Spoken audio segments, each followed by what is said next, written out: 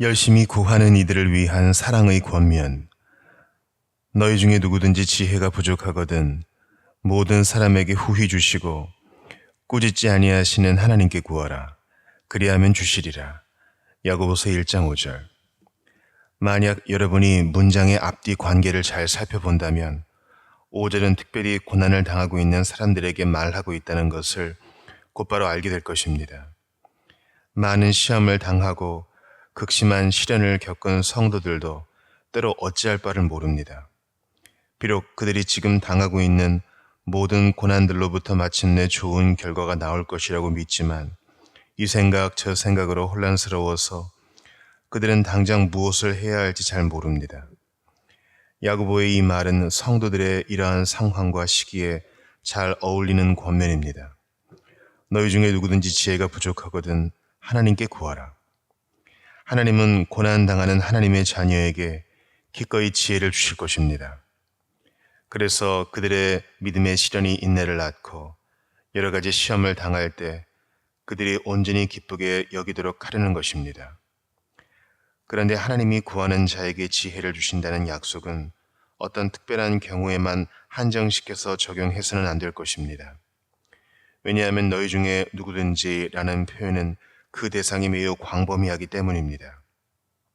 우리들의 필요가 무엇이든지 또한 우리들을 당황하게 하는 심각한 문제가 무엇인지 간에 너희 중에 누구든지 지혜가 부족하거든 하나님께 구하라는 권고와 함께 5절의 말씀은 우리를 위로해주고 있습니다. 본문은 누구보다도 하나님을 위해서 일하고 있는 사람들에게 큰 위로를 줄 것입니다. 자신이 지닌 지혜보다도 더 큰 지혜를 필요로 한다는 사실을 깨닫지 못하면 여러분은 하늘에 계신 주님을 위해서 오랜 기간 동안 일할 수 없습니다. 왜냐고요? 그리스도의 십자가의 의미에 대해서 케어묻는 사람을 인도하고자 할 때 비록 이 일이 단순한 것 같아 보이지만 우리는 때로 자신의 영적인 무능력과 어리석음을 깨닫지 않을 수 없습니다. 신앙 생활에 느슨해진 이들을 책망하고 낙심한 이들을 위로하고 타락한 이들을 돌이키게 하고 영적으로 무지한 이들을 이끌어 주려면 우리는 하나님으로부터 가르침을 받아야만 합니다. 그렇지 않으면 성공보다는 실패를 더 많이 경험할 것입니다. 천사가 속삭이듯이 매우 부드러운 음성으로 모든 진지한 그리스도인 일꾼에게 이 본문은 이렇게 말합니다. 너희 중에 누구든지 지혜가 부족하거든 하나님께 구하라. 만약 여러분이 사람들에게 말하기 이전에 하나님을 신실하게 섬기고 또한 그의 말씀을 진지하게 듣는다면 여러분의 입술에는 지식이 흘러넘치게 될 것입니다. 여러분의 혀는 지혜의 말씀들을 쏟아낼 것입니다. 만약 여러분이 예수님의 발 앞에 앉아서 배운다면 주님은 영혼을 구원하는 원리와 방법에 대해서 가르쳐 주실 것입니다. 그러면 여러분은 지혜로워져서 영혼을 구원하는 일에 귀하게 쓰임받을 것입니다. 그런데 구세주를 찾고 있는 이들에게 나는 지금 가장 따뜻한 연민의 마음을 품고 있습니다. 본문은 너희 중에 누구든지 라고 말하고 있습니다. 따라서 구세주를 찾고 있는 이들도 이들 가운데 포함시키는 것이 분명히 옳다고 나는 생각합니다. 그들은 그리스도를 찾고 있습니다. 그렇지만 그들은 지금 어둠 속에 있습니다. 그들의 영혼은 그리스도를 간절히 바랍니다. 하지만 그들의 영혼의 빛은 너무 희미합니다. 그 희미한 빛으로 그들은 그리스도가 계신 곳으로 스스로 갈 수 없습니다. 그래서 그들은 부르짖습니다. 구세주를 어디서 찾을 수 있는지 내가 알 수만 있다면 좋으련만. 내가 그의 보좌 앞에까지 나아갈 수 있다면. 자신의 죄와 어리석음을 갑자기 깨닫게 된 이 사람들에게 이 본문은 마치 예레미야가 언급하는 길르앗의 유향과 같을 것이라고 나는 생각합니다. 길르앗에는 유향이 있지 아니한가, 그곳에는 의사가 있지 아니한가, 딸 내 백성이 치료를 받지 못하면 어찌 됨인고. 예레미야 8장 22절. 이 본문은 이들에게 이렇게 말하고 있다고 여겨집니다. 만약 너희가 가엾은 죄인이라면 또한 지혜가 부족하거든 모든 사람에게 후히 주시고 꾸짖지 아니하시는 하나님께 구하라. 그러면 그리스도를 찾고 있는 이들을 위로해 주는 일을 이제 시작해 봅시다.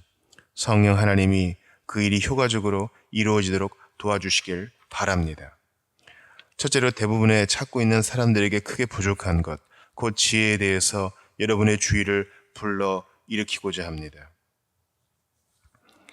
지혜가 부족한 데에는 여러 가지 이유들이 있습니다. 이유들 가운데 하나는 때로 그들을 어리석은 사람들로 만드는 그들의 교만입니다. 엘리사 선지자가 수리아 왕의 군대 장관 나아만에게 요단 강물에 몸을 7번 씻으라고 지시했을 때처럼 그들이 어떤 큰 일을 하라는 명령을 받았다면 그것을 이행했을 것입니다. 그런데 그들은 하찮은 것이라고 여겨서 씻고 깨끗해지려고 하지 않았습니다. 인간의 타락한 마음은 하나님이 제시하시는 구원의 단순한 방법을 반대합니다. 무엇이라고요? 그리스도를 통해서 이미 성취된 의로움을 받아들이는 것 이외에는 내가 해야만 하는 일이 아무것도 없다고요? 스스로 구원을 얻으려는 행위를 그만두라고요? 그 대신 단순히 나무에 못 박힌 그리스도만을 바라보고 그에게서 나의 모든 구원을 발견하라고요? 이렇게 반문하며 교만한 마음은 말합니다. 그렇다면 나는 그것을 전혀 이해할 수 없습니다. 타락한 마음은 구원을 사랑하지 않기 때문에 그것을 이해할 수 없습니다. 거듭나지 않은 영혼이여 구원을 사랑하지 않아서 구원에 이르는 가장 단순한 방법을 깨달을 수 없습니까? 그렇다면 죄인들이 그리스도에게 나오지 못하는 모든 어려움의 뿌리에는 10중 8구 교만한 마음이 도사리고 있다고 나는 믿습니다. 만약 교만이 구원의 길에서 벗어나게 하고 여러분을 어리석게 만든다면 하나님께 나아가십시오. 그것에 관해서 하나님으로부터 지혜를 구하십시오. 하나님은 여러분이 지닌 교만의 어리석음을 밝혀주실 것입니다. 단순히 예수님을 믿는 것이 구원에 이르는 가장 안전하고 올바른 길이라고 하나님은 가르쳐 주실 것입니다. 만약 여러분이 행함을 통해서 구원을 얻는다면 그 방법은 여러분에게 타당하지 않다는 사실을 하나님은 깨우쳐 주실 것입니다. 만약 그렇다면 여러분은 구원을 얻기 위해서 무엇을 할 수 있겠습니까? 만약 어떤 느낌으로 구원을 받는다면 그것도 마찬가지로 여러분에게 적합하지 않을 것입니다. 여러분의 딱딱하고 무딘 마음은 무엇을 느낄 수 있겠습니까? 어떻게 스스로 여러분의 마음을 부드럽게 만들 수 있겠습니까? 여러분은 스스로 할 수 없습니다. 그러므로 오직 믿음으로 구원을 받는 것입니다. 그것은 하나님의 은혜로 말미암는 것입니다. 여러분이 충분히 지혜로워져서 여러분 앞에 제시된 금으로 된 왕의 홀에 허리를 구부리고 입맞춤을 할 수 있기를 바랍니다. 또한 돈 없이 값 없이 여러분이 와서 포도주와 젖을 사기를 원합니다. 그리고 온 마음으로 온전한 기쁨으로 이 완전한 의로움, 이미 성취된 구원을 받아들이시기를 축원합니다. 어둠 속에서 구원을 갈망하는 모든 영혼을 위해서 그리스도께서 이 구원을 성취하시고 가져오셨습니다. 또한 위에서 언급한 것과는 다른 부류의 어리석은 사람들도 많이 있습니다. 이들은 스스로 절망하게 되어 지혜가 부족하게 됩니다. 아마도 희망을 잃어버리는 것만큼 사람을 정신 나간 사람처럼 보이게 만드는 것은 없을 것입니다. 배가 가라앉고 있으며 집채만한 파도가 배를 곧 집어 삼키고야 말 것이라고 느낄 때 선원은 배 위에서 앞뒤로 왔다 갔다 하며 술 취한 사람처럼 비틀거립니다. 왜냐하면 그는 그 상황에서 어찌할 바를 모르기 때문입니다.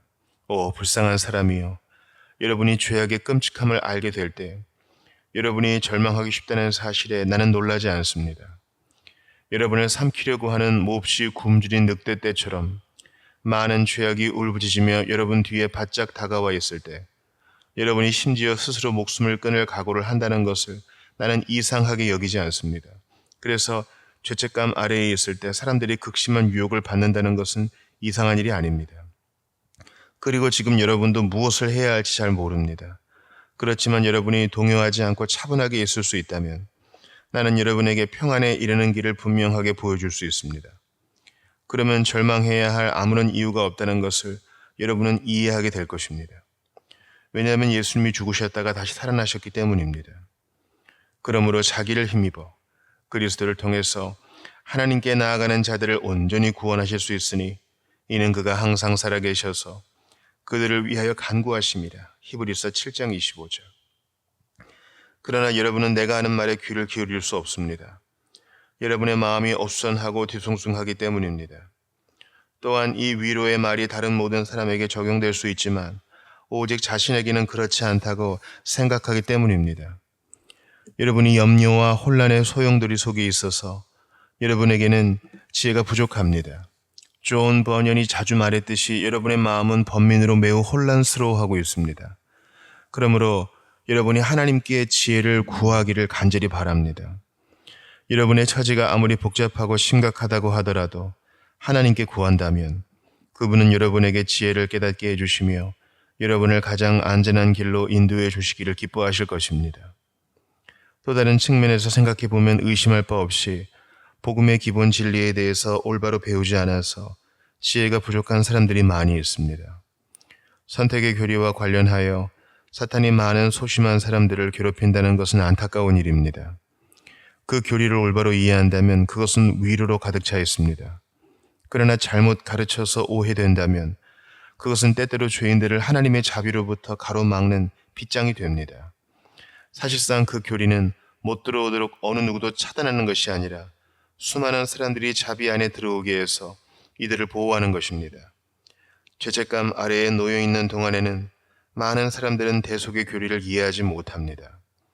만약 그리스도가 그들의 죄를 없애주시고 슬픔을 가져가셨다는 사실을 그들이 깨달을 수 있다면, 만약 그들이 대속이라는 말을 제대로 이해할 수 있다면 빛은 들어올 것입니다. 그러나 영적인 무지로 인해서 이해를 가로막는 창문이 굳게 닫혀 있습니다. 만약 거미줄을 없애고 더러운 것을 깨끗이 닦는다면 그리스도에 관한 지식의 빛이 비쳐 들어올 것입니다. 그러면 그들이 그리스도의 구원 안에서 기뻐할 것입니다. 사랑하는 친구들이여, 여러분이 이해하기 어려운 교리로 인해서 혼란스럽고 미로에 빠져 있습니까? 그렇다면 본문은 여러분에게 다가와서 이렇게 말합니다. 누구든지 지혜가 부족하거든 하나님께 구하라. 또한 그리스도인으로서의 신앙 체험에 관한 무지는 지혜가 부족한 것에 대한 또 다른 원인을 제공하기도 합니다.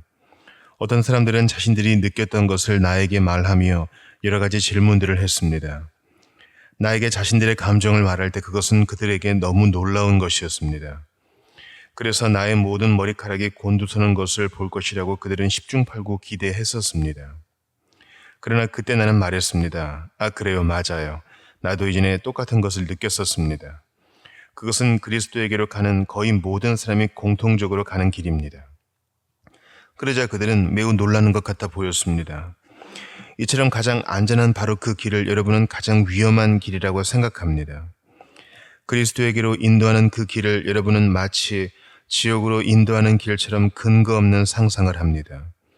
예를 들면 여러분은 자신이 영적인 측면에서 발가벗겨지는 것을 그토록 두려워합니다.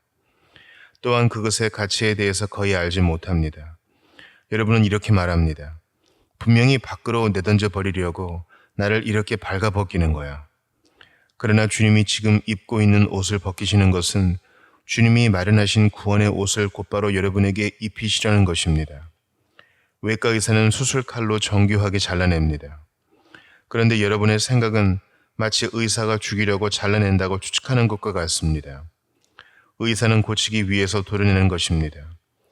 지은 죄가 얼마나 무섭고 큰지를 하나님이 여러분에게 깨닫게 하실 때 이제 하나님은 자비가 많으신 분이라는 사실을 잊어버리셨다고 여러분은 터무니없이 상상합니다. 그러나 여러분에게 하나님은 참으로 은혜가 풍성하신 분입니다. 여러분이 하나님의 은혜에 대해서 올바로 이해하고 평가하도록 하나님은 가장 좋은 방법을 사용하고 계십니다. 구세주를 찾는 가엾은 영혼인 여러분에게 생명의 길은 새로운 길입니다. 그래서 낯선 길이기도 합니다. 따라서 여러분은 그 길에 관한 지혜가 부족합니다. 끝까지 그 길을 가기까지 여러분은 때때로 실수들을 할 것입니다. 그러기에 본문은 사랑이 담긴 충고를 여러분에게 들려줍니다. 하나님께 구하라. 하나님께 구하라. 이제까지 살펴본 대로 여러분을 지혜가 부족하게 만드는 여러 가지 요인들이 있습니다. 그런데 여러분을 인도하시는 하나님의 섭리는 여러분을 몹시 당황하게 하고 낙심시키는 어떤 특징들도 지니고 있습니다. 여러분이 주 예수님에 대해서 생각하기 시작한 이후로 세상에서의 일들은 여러분에게 계속 엇갈리게 진행되고 있습니다.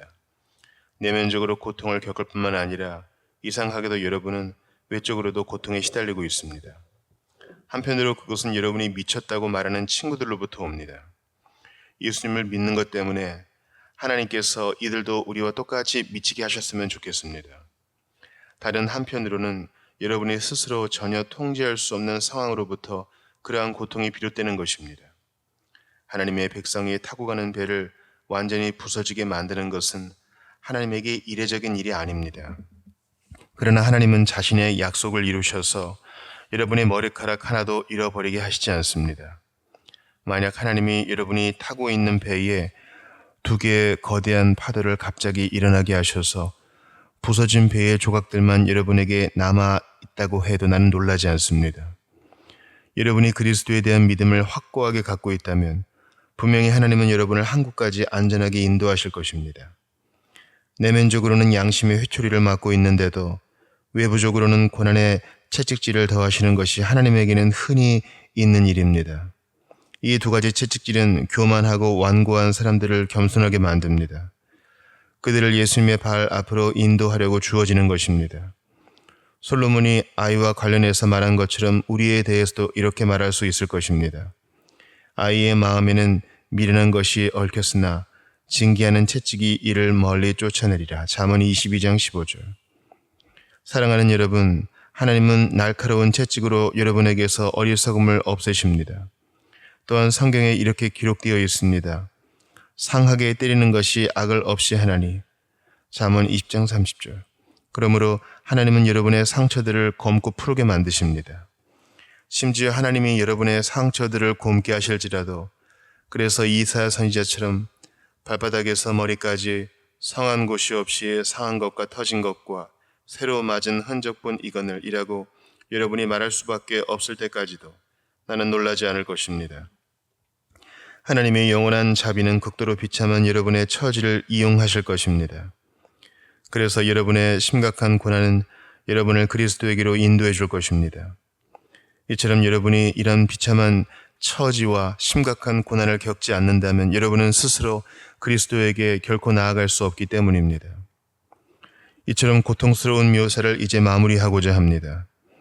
자신들의 두려움과 무지뿐만 아니라 사탄에 의해서 맹렬한 공격을 받기 때문에 많은 사람들에게는 지혜가 부족합니다. 존 버녀는 우리에게 아블루온에 관한 이야기를 들려줍니다. 철로 역정에서 아블루온은 외칩니다.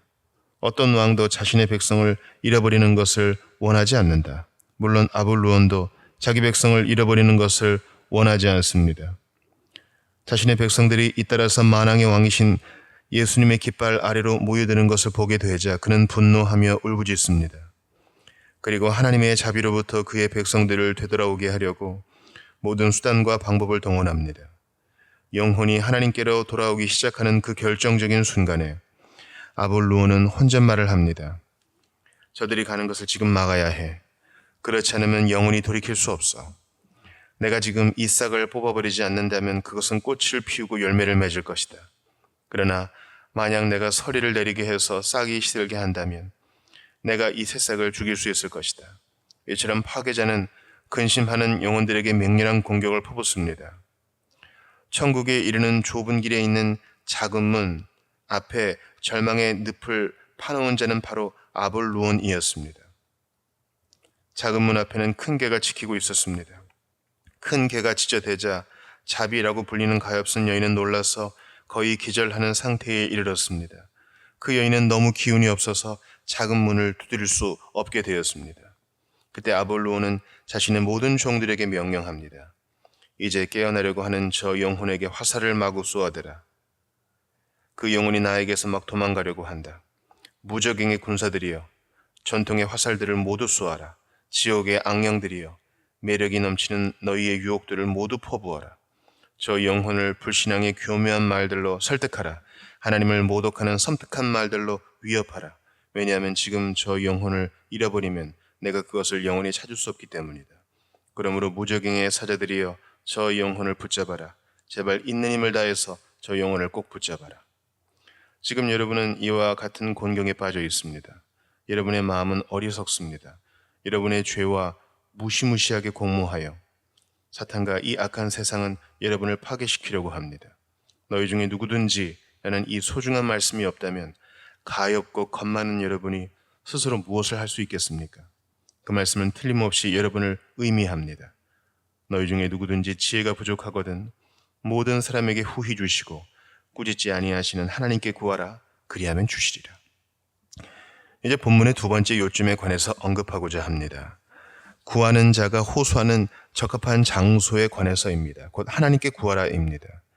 사랑하는 친구들이여, 하나님을 올바로 믿고 섬긴다는 것이 무엇인가에 대해서, 또한 살아계신 하나님과 긴밀한 인격적인 관계를 맺는 것이 꼭 필요하다는 것에 대해서 나는 여러분을 끊임없이 가르쳐 왔습니다.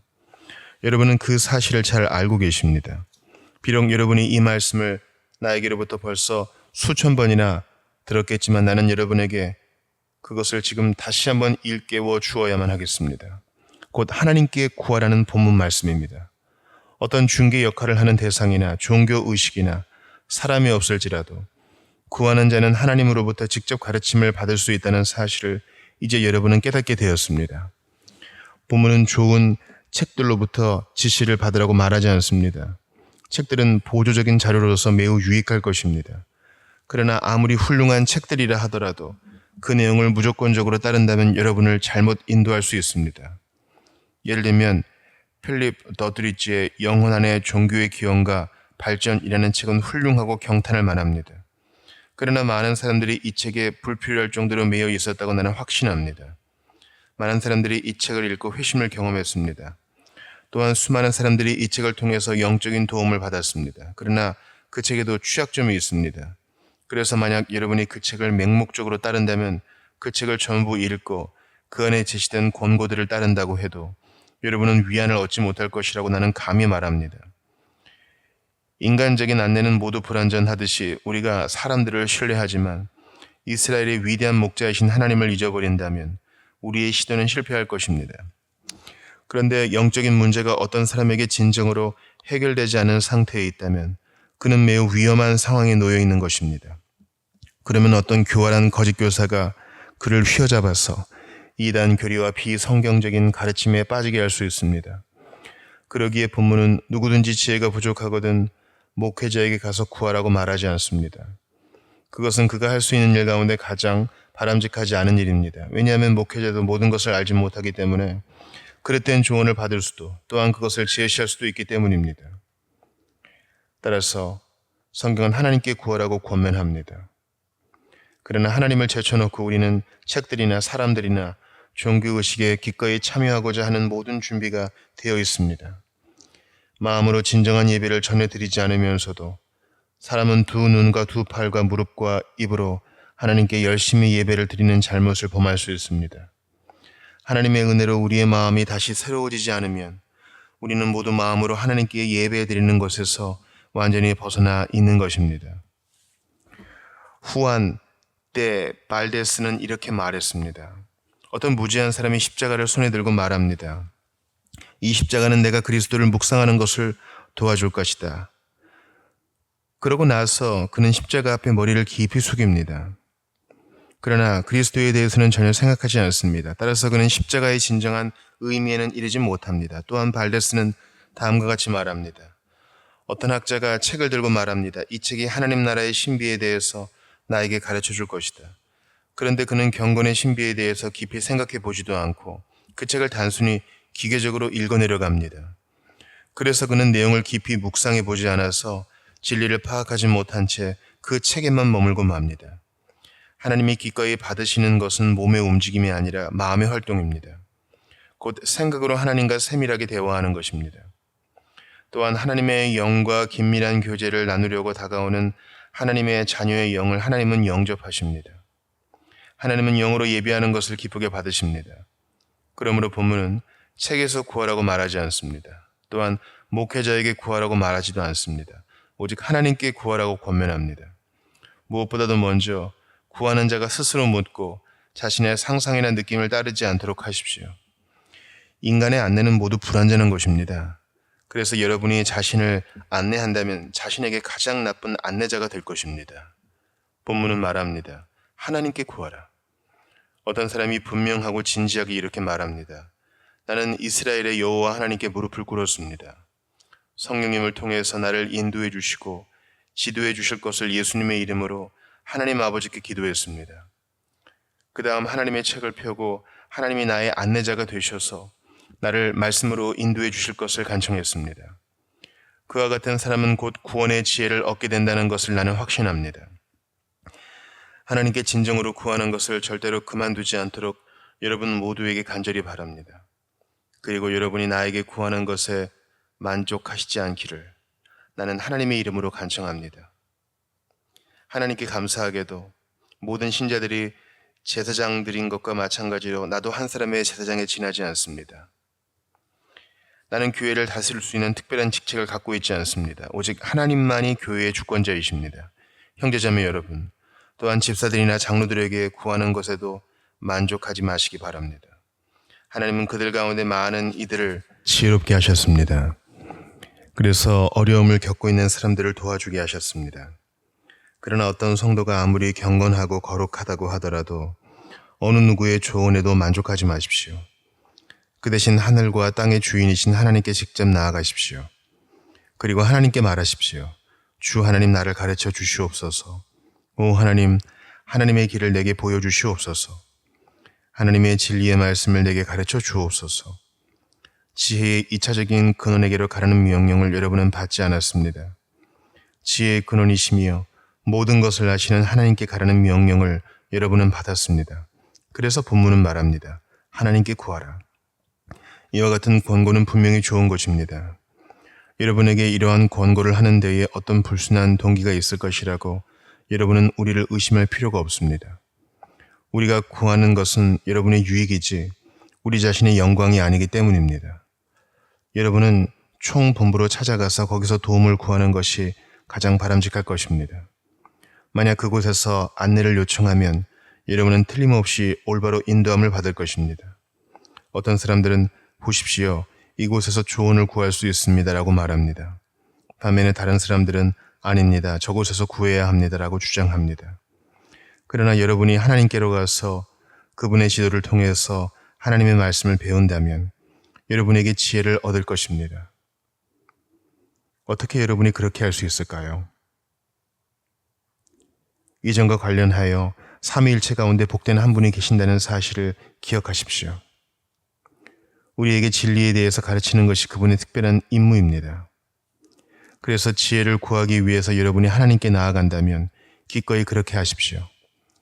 왜냐하면 구하는 이에게 지혜를 주는 것이 그분의 본성이자 임무이기 때문입니다. 이 목적을 위해서 성령님은 여러분에게 보내심을 받았습니다.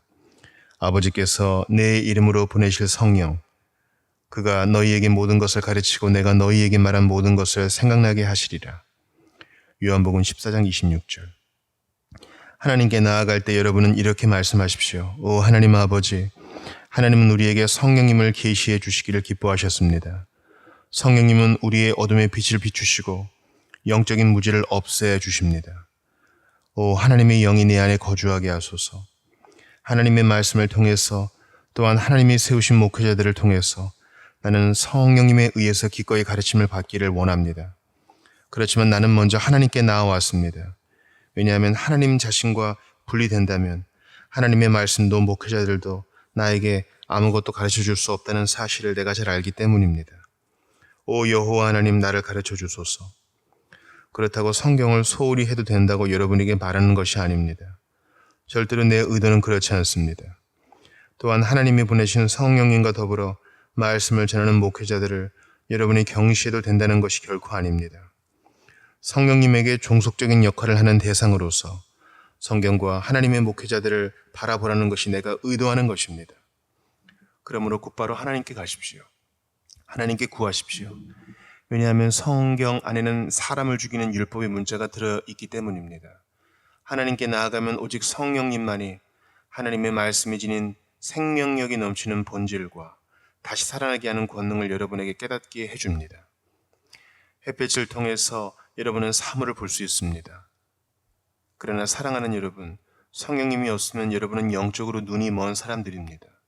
성령님이 깨우쳐 주시지 않는다면 여러분이 복음에 대한 이론적인 교육을 잘 받는다고 하더라도 여러분은 이전처럼 복음의 내용을 이해하지 못하는 어리석은 사람인 것입니다. 그러므로 성령님이 여러분을 가르치시게 하십시오. 그러면 여러분은 이 땅에서의 삶과 참된 경건에 대해서 필요한 모든 것들을 알게 될 것입니다. 내가 이제까지 여러분에게 말씀드린 것을 요약한다면 두 가지입니다. 한 가지는 구하는 자에게 크게 부족한 것은 지혜라는 것입니다. 또 한 가지는 오직 하나님에게서만 우리는 지혜를 얻을 수 있다는 사실입니다. 셋째로 하나님에게 나아가는 올바른 방법에 대해서 말하고자 합니다. 하나님께 구하라. 이 말은 얼마나 단순합니까? 하나님께 구하라. 본문에는 어떻게 구하라는 형식이 구체적으로 제시되지 않았습니다. 아무런 말로도 규정되지 않았습니다. 아무런 방법도 지시되지 않았습니다. 특별한 시간이 정해진 것도 아닙니다. 붉은 글씨로 주의 사항들이 인쇄된 것도 아닙니다. 그저 매우 간단한 말로 하나님께 구하라고 기록되어 있습니다. 그런데 구하는 사람에게 하나님이 자비를 베푸시는 데에도 불구하고 그것을 원하지 않는 사람이 있다면 그런 자비를 맛보지 못하고 죽어 마땅할 것입니다. 구하라는 의미에 대해서 깊이 살펴보기 이전에 우선 단순하게 생각해 보고자 합니다. 하나님이 구하는 자에게 지혜를 주시는 것은 단지 그가 지혜를 구하기 때문입니다. 그렇게 지혜로워지기를 전혀 구하지 않으려는 사람의 어리석음에 대해서 내가 무슨 말을 할 수 있겠습니까? 지난날에 여러분이 그러한 어리석음을 범한 것을 하나님이 용서해 주시기 바랍니다. 앞으로 여러분이 그런 어리석은 일을 다시 되풀이하지 않도록 하나님이 도와주시기를 원합니다. 본문은 하나님께 구하라고 말합니다. 이 말에는 지혜를 구하는 한 가지의 방법이 넌지시 전제되어 있습니다. 곧 자신이 무지하다는 사실을 먼저 고백해야 한다는 것입니다. 자신이 무지하다는 사실을 깨닫기 이전에는 아무도 지혜를 구하지 않을 것입니다. 사랑하는 여러분, 하나님에게 여러분의 무지를 고백하십시오. 여러분이 여기 있는 것과 마찬가지로 하나님은 지금 이 자리에 계십니다. 여기 계신 하나님께 이렇게 말하십시오. 오 하나님, 이전에 내가 자신에 대해서 생각했던 것만큼 지혜롭지 못하다는 사실을 나는 이제 깨달았습니다. 나는 어리석고 쓸모없는 존재입니다. 하나님 나에게 지혜를 가르쳐 주시옵소서. 철저하게 고백하십시오. 이것이 여러분을 참된 기도로 이끌어 줄 것입니다. 또한 하나님께 구한다는 것은 하나님을 믿는다는 사실을 내포하고 있습니다. 만약 어떤 대상이 정말로 존재하는지 의심한다면 우리는 그 대상에게 무엇인가를 요구할 수 없습니다. 만약 어떤 사람이 우리가 부탁하는 것을 들어줄지에 대해서 매우 의심하고 있다면 우리는 그런 사람에게 아무것도 구하려고 하지 않을 것입니다. 사방을 둘러보아도 들어줄 사람이 아무도 없는 것이 확실한데 누가 사라 사막에서 큰 소리로 외치겠습니까? 사랑하는 성도 여러분, 여러분은 하나님이 계신 것을 분명히 믿습니다. 그렇다면 하나님께 구하십시오. 하나님이 지금 여기 계신 것을 또한 여러분이 부르짖는 것을 하나님이 들어주심을 여러분은 믿지 않으십니까? 여러분이 구하는 것을 주시려고 여러분의 부르짖음에 응답하심을 하나님은 기뻐하신다는 것을 여러분은 믿지 않으십니까? 하나님이 분명히 존재하시고 하나님이 바로 여기 계시며 또한 여러분이 구하는 것을 들어주심을 여러분이 믿으신다면 이제 여러분에게 지혜가 없음을 고백하십시오. 예수님의 이름으로 여러분에게 약속된 지혜를 달라고 하나님께 지금 구하십시오. 또한 하나님께 나아가서 이와 같이 구하는 방법에는 구원은 하나님의 은혜로 이루어진다는 명백한 관점이 내포되어 있습니다. 본문은 하나님에게 돈을 주고 사라, 하나님에게 당연한 것처럼 요구하라, 하나님에게 가서 얻으라고 말하지 않습니다. 결코 그렇게 말하지 않습니다. 단순히 하나님께 구하라는 것입니다. 그것은 거지가 하는 말과 같습니다. 거지는 자선을 구합니다. 길거리에서 마주치는 거지가 여러분에게 구하듯이 여러분은 하나님께 구해야 합니다. 그러면 여러분이 가난한 사람들에게 주는 것보다 훨씬 더 많은 것을 하나님은 여러분에게 풍성하게 주실 것입니다. 그렇지만 그렇게 받을 만한 공로가 전혀 없음을 여러분은 고백해야만 합니다. 만약 여러분이 그 사실을 인정하지 않는다면 하나님도 여러분의 기도를 들어주시지 않습니다. 이제 여러분에게 지혜가 없음을 인정하고 또한 죄를 자백하며 하나님께 나아갑시다. 하나님은 그분을 열심히 구하는 자들에게 상 주시는 분임을 믿으십시오. 그러면 하나님은 영혼을 구원하는 지혜를 바로 지금 여러분에게 주실 것입니다. 여기서 하나님을 의지해야 한다는 사실을 인정하는 것에 대해서 잘 살펴보십시오. 야고보는 다른 곳에서는 지혜를 찾을 수 없다는 것을 알고 있습니다. 지혜는 오직 하나님으로부터만 오는 것입니다. 그는 지혜의 유일한 근원이신 하나님에게로 구하는 자의 눈을 돌리게 합니다. 그리고 구하는 자가 터진 웅덩이로부터 떠나게 합니다. 사랑하는 여러분, 위에서 말한 대로 하십시오. 본문은 이 점을 너무 분명하게 말하고 있기 때문에 나의 설명이 더 이상 필요 없는 것처럼 느껴집니다. 본문은 하나님께 구하라는 권고를 오직 여러분이 실행하기만을 원하고 있는 것처럼 여겨집니다. 하나님께 구하라는 말씀을 들으면서 이 거대한 건물 안에 앉아있는 수많은 사람들 가운데 어떤 이들은 속으로 이 일을 제기할 것이라고 추측됩니다. 어떤 사람은 말할 것입니다. 그렇지만 나는 하나님께 구하라는 말을 전혀 이해할 수 없습니다. 또 다른 사람은 이렇게 말할 것입니다. 나는 하나님께 구하라는 말을 온전하게 깨달을 수 없습니다. 만약 여러분이 이처럼 몇 가지 이 의를 제기한다면 또한 여러분이 스스로 매듭을 묶고서 예수님을 믿기도 전에 그 매듭을 풀기를 원할 만큼 어리석다면 나는 여러분에게 이 말 밖에는 들려줄 것이 아무것도 없습니다. 곧 영혼을 멸망시키게 될 매듭을 여러분이 스스로 묶지 않도록 조심하라는 것입니다. 그러나 지혜를 구하기는 하지만 뜻대로 되지 않아서 여러분이 고통을 당하고 있다면 하나님의 이름으로 나는 여러분에게 말합니다. 지금 곧 하나님께 구하십시오. 집에 갈 때까지 여러분은 기다릴 필요가 없습니다. 여러분이 앉아있는 자리를 떠날 때까지 기다릴 필요도 없습니다. 한나가 성막에 올라가서 기도했던 것처럼 지금 조용히 마음속으로 이렇게 기도하십시오. 오 하나님, 나를 가르쳐 주시옵소서. 그리스도의 십자가 아래로 인도해 주시옵소서. 예수님을 볼 수 있도록 도와주시옵소서. 오늘 내 영혼을 구원해 주시옵소서. 의심에서 비롯되는 여러 가지 갈등을 해결해 주시옵소서. 이 의문들에 응답해 주시옵소서. 겸손히 구하는 자가 되게 해주셔서 온전히 자비로우신 하나님의 발등상 앞에 내가 엎드리게 하옵소서. 그래서 그리스도의 대속의 희생제물을 통해서 죄사함을 받게 하옵소서. 구하라. 이 말이 전부입니다. 하나님께 구하라. 넷째로 본문은 구하는 자를 위한 많은 격려를 내포하고 있습니다. 여기서 네 가지 격려에 대해서 소개하고자 합니다. 모든 사람에게 주시는 하나님께 구하라. 모든 사람에게 주시는 분이라니 하나님은 얼마나 많은 대상을 포함시키십니까? 그 범위가 얼마나 넓은지에 대해서 생각해 보고자 합니다. 하나님은 모든 사람에게 생명과 건강과 음식과 의복을 주십니다. 하나님이 그 해를 악인과 선인에게 비추시며 비를 의로운 자와 불의한 자에게 내려주십니다. 마태복음 5장 45절. 이처럼 모든 피조물은 하나님의 은총을 받고 있습니다. 숲속에 있는 푸른 잎사귀 위에 기어다니는 매우 작은 벌레로부터 창조주의 뜻에 따라서 하나님을 찬양하며 빠르게 날아다니고 있는 천사에 이르기까지 위대하신 만군의 하나님의 은혜로운 선물을 받지 않은 피조물은 하나도 없습니다. 이와 같이 하나님은 모든 사람에게 은혜를 베푸십니다. 그렇다면 눈물 어린 눈으로 하늘을 진지하게 바라보며 다음과 같이 외치는 사람에게 하나님은 은혜로운 선물들을 더욱 풍성하게 주실 것입니다. 하나님 아버지, 나에게 지혜를 주시옵소서. 그리하여 하나님의 아들의 죽음을 통해서 하나님과 화목하게 하시옵소서. 조지 허버트가 말했던 것처럼 풀잎은 이슬을 달라고 기도해 본 적이 없습니다. 그런데도 모든 풀잎에는 이슬이 맺혀 있습니다. 만약 여러분이 은혜의 이슬을 달라고 날마다 부르짖는데도 여러분에게 하늘의 이슬이 내리지 않는다고요? 그것은 있을 수 없는 일입니다. 여러분의 자녀가 아버지, 나는 순종하기 원해요. 나는 거룩해지기 원해요. 라고 여러분에게 말한다고 상상해 봅시다. 그리고 여러분에게 그렇게 해줄 능력이 있다고 가정해 봅시다. 여러분은 그것을 진정으로 거절할 수 있습니까? 아닙니다.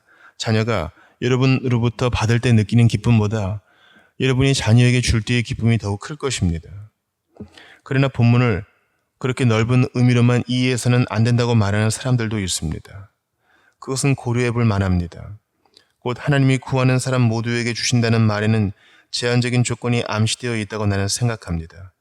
제한적인 조건에 대해서 본문에는 구체적으로 언급되어 있지 않습니다. 그러나 나는 그것이 내포되어 있다고 판단합니다. 왜냐하면 하나님은 영적인 은사들이나 선물들을 모든 사람에게 똑같이 넘치도록 주시지 않기 때문입니다. 방자하며 사악하게도 어떤 사람들은 하나님의 은혜가 넘치는 호의를 거부하기 때문에 그것을 제대로 체험하지 못한 채 살다가 죽는 사람들도 있습니다. 그러나 하나님은 진정으로 구하는 모든 사람에게 은혜를 넘치도록 베푸십니다. 우리는 이 사실을 인정할 수 있습니다. 그리고 오늘 아침 바로 이곳에서 여러분 가운데서도 수백 명이 그것이 사실이라고 증거할 것입니다. 여기 서 있는 나도 증인입니다. 나 또한 하나님을 구했었습니다. 하나님은 내가 구하는 것을 들어주셨습니다. 온갖 두려움으로부터 나를 구원해 주셨습니다. 사랑하는 형제자매 여러분, 여러분도 위대한 군인처럼 뛰어오를 수 있다는 것을 나는 알고 있습니다. 만약 여러분에게 다음과 같이 말하는 것이 합당하다고 여겨지면 지체 없이 고백하십시오. 이 불쌍한 사람은 부르짖었습니다. 그러자 하나님은 응답해 주셨습니다. 야곱의 하나님은 하나님의 자녀의 부르짖음을 멸시하거나 싫어하지 않으셨습니다. 자, 여러분, 하나님이 그의 얼굴을 구하는 수없이 많은 사람들의 간구를 들어주시는데 왜 여러분의 간구를 들어주시지 않겠습니까? 수백, 수천, 수만 명의 사람들이 하나님께 나아가서 간구했습니다.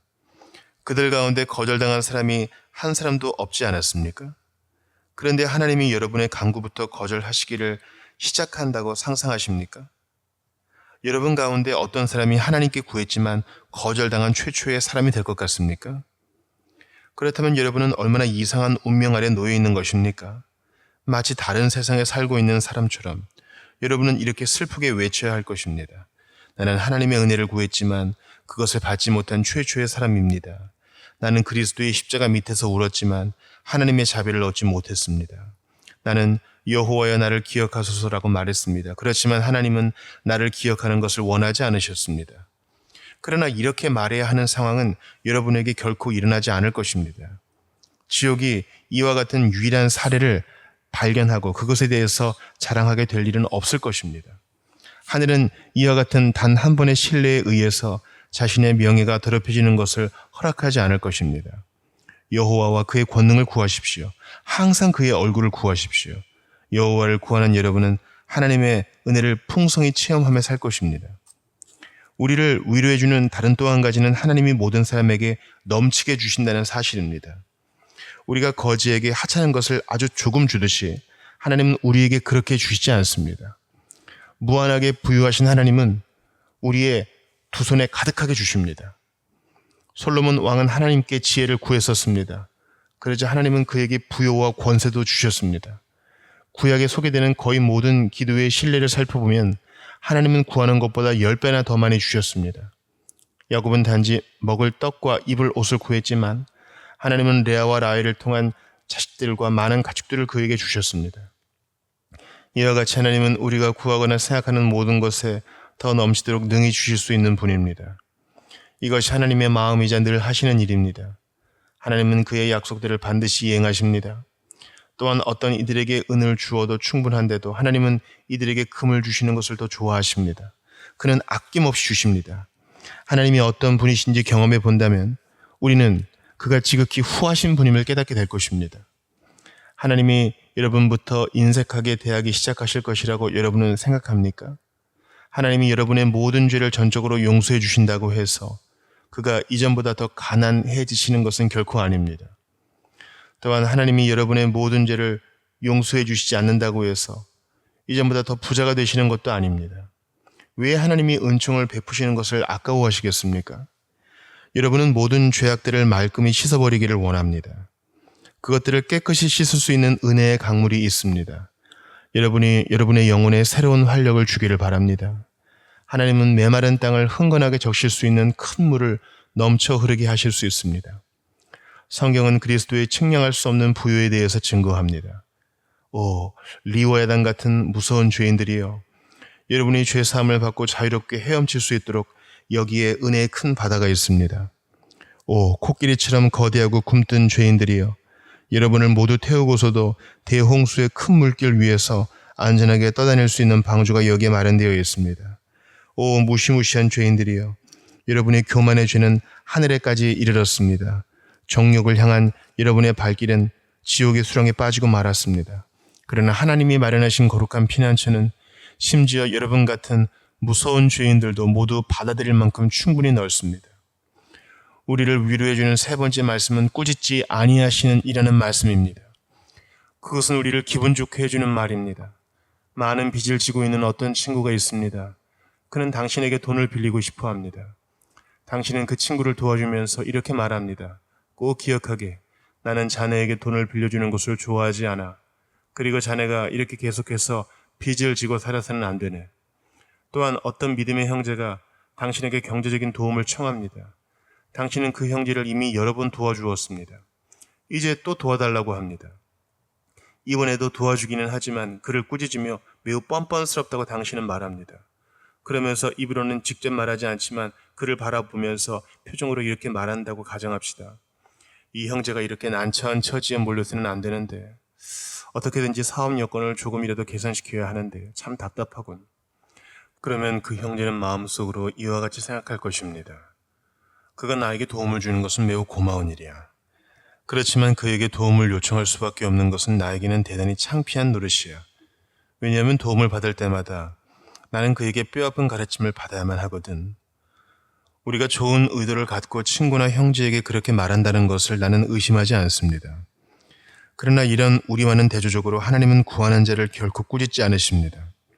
하나님은 넘치도록 주십니다. 하나님은 구하는 자를 거칠게 책망해서 은혜의 눈부신 빛을 흐리게 하지 않으십니다. 주님은 이렇게 말씀하시지 않습니다. 아, 죄인이여, 어떻게 그런 끔찍한 죄를 저지를 수 있는가? 내가 너를 용서해 주기는 하지만 그러나 예수님의 비유에 나오는 아버지는 집으로 돌아온 탕자에게 그렇게 말하지 않았습니다. 탕자가 집에 돌아왔을 때 아버지가 다음과 같이 말했을 것이라고 어떤 사람은 추측합니다. 그래, 사랑하는 아들아, 나는 너를 용서한다. 그러나 내가 그와 같은 일을 저지르는 것을 내가 다시는 보지 않게 해라. 나의 재산 중에서 너의 몫을 받아서 그와 같이 낭비하다니 너는 얼마나 못된 짓을 했느냐? 이전처럼 많은 재물을 나는 결코 소유하지 못할 것이다. 너는 내 재산의 절반을 탕진해버렸다. 내가 어디에 가 있었는지 이제 생각해 보아라. 창녀들과 함께 내 몫을 허비해 버리다니. 너는 아버지의 이름과 인격에 불명예를 가져왔다. 나는 너를 용서한다. 하지만 나는 내 못된 행위를 잊어버릴 수 없다. 사랑하는 형제자매 여러분, 탕자의 비유에서 아버지는 그렇게 말하지 않았습니다. 탕자는 자신이 저지른 죄악들을 기억했습니다. 그러나 아버지는 탕자가 행한 모든 잘못들을 잊어버렸습니다. 뿐만 아니라 그는 기뻐서 외쳤습니다. 이 내 아들은 죽었다가 다시 살아났으며 내가 잃었다가 다시 얻었노라. 누가복음 15장 24절. 오 불쌍한 영혼들이여, 만약 여러분이 구세주의 마음을 알았다면 여러분은 죄악 가운데 머무르지 않았을 것입니다. 만약 여러분이 하나님 아버지의 무한한 사랑을 깨달았다면 여러분은 불신앙에서 떠나기를 망설이지 않았을 것입니다. 주님의 가슴은 부드러움으로 만들어졌고 주님의 마음에는 사랑이 넘치네. 비록 여러분이 어리석다고 하더라도 지혜를 구하는 것을 거부할 만큼 어리석은 사람이 되지 않기를 바랍니다. 이제 이렇게 기도하십시오. 오 하나님, 나를 가르쳐 주시옵소서. 오늘 하나님의 사랑하는 아들을 믿게 하옵소서. 마지막으로 네 번째 위로에 대해서 생각해 보고자 합니다. 곧 그리하면 주시리라. 지난밤에 본문을 훑어보면서 나는 과연 그리하면 주시리라는 마지막 문장이 필요한 것인지 스스로 물어보았습니다. 모든 사람에게 후히 주시고 꾸짖지 아니하시는 하나님께 구하라 하는 내용이면 이미 충분한 것이 아닌가 라고 혼자 생각해 보았습니다. 만약 하나님이 모든 사람에게 주신다면 하나님은 구하는 자에게 분명히 주십니다. 그렇다면 그리하면 주시리라는 약속은 쓸데없이 덧붙여진 것이 아닐까요? 이 의문과 관련하여 나는 다음과 같은 결론에 이르렀습니다. 만약 이 말이 불필요하다면 그것은 본문에 포함되지 않았을 것입니다. 어떤 추론이 명백하게 사실인데도 불구하고 단지 추론하는 것만으로는 만족하지 못하는 어떤 사람들이 있습니다. 그것은 바로 타락한 인간의 본성이 지니고 있는 두려움을 반영하는 것입니다.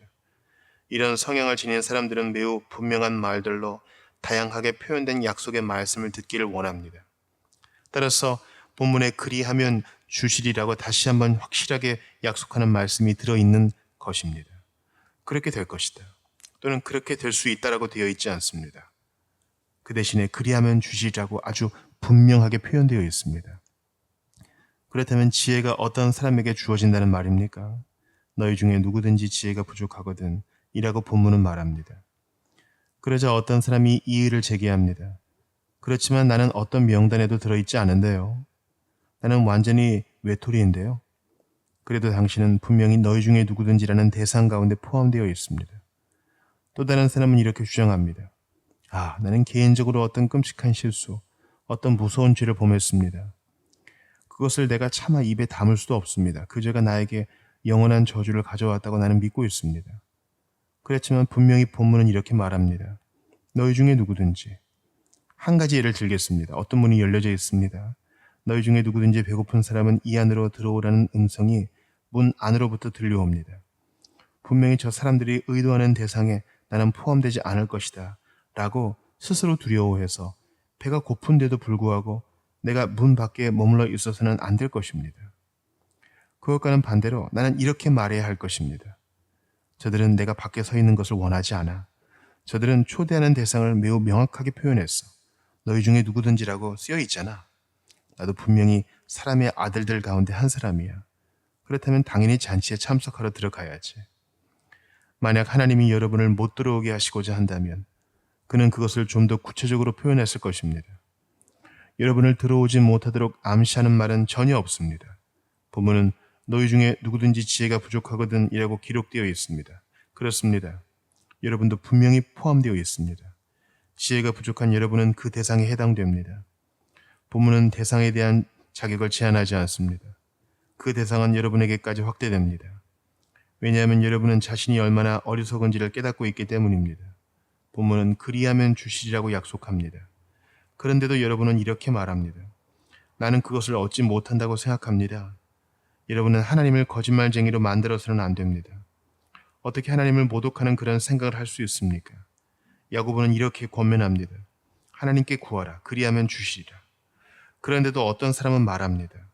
나의 죄악들이 너무 커서 나는 받지 못할 것입니다. 하나님께 구하라. 그리하면 주시리라는 대단히 긍정적인 하나님의 말씀과 대립되는 것은 아무것도 없다고 또한 있을 수 없다고 나는 생각합니다. 하나님은 성경 말씀을 통해서 주장하시는 것과는 다른 의도를 갖고 계시다고 여러분은 추측합니까? 죄인이여. 그렇다면 여러분은 이제까지 행한 모든 죄악들에다가 하나님이 거짓말쟁이라고 생각하는 죄를 더하려는 것입니까? 하나님은 그에게서 지혜를 구하라고 여러분을 권면하십니다. 그리하면 하나님은 여러분에게 반드시 지혜를 주실 것이라고 약속하십니다. 여호와를 의심하지 마십시오. 여호와의 신실하심을 불신하지 마십시오. 겸손하게 두려워 떨면서 구세주의 십자가 아래로 곧바로 나아오십시오. 위대한 대속의 희생제물로서 높이 들리신 그리스도를 바라보십시오. 피가 흘러내리고 있는 그의 상처들을 자세히 살펴보십시오. 가시면류관으로 인해서 생기는 상처들로부터 흘러나온 붉은 핏방울들이 아직도 맺혀있는 그의 이마를 주목해 보십시오. 그리스도를 바라보십시오. 그리고 사십시오. 십자가에 달리신 그리스도를 바라보는 데에 생명이 있습니다. 그리스도를 바라보면 여러분이 구원을 받을 것이라고 약속되었습니다. 이 자리에 있는 모든 죄인이 본문 말씀을 주의를 기울여서 사려 깊게 읽고 믿음으로 받아들이시기를 권합니다. 본문이 여러분에게 제시하는 약속을 한 사람의 예외도 없이 이 자리에 있는 모든 사람이 받아들일 때까지 오늘 해가 지지 않게 해달라고 하나님께 간구하십시오. 예수님의 공로로 인해서 성령님이 이제 그의 신령한 축복을 여러분에게 넘치게 하시기를 축원합니다. 아멘.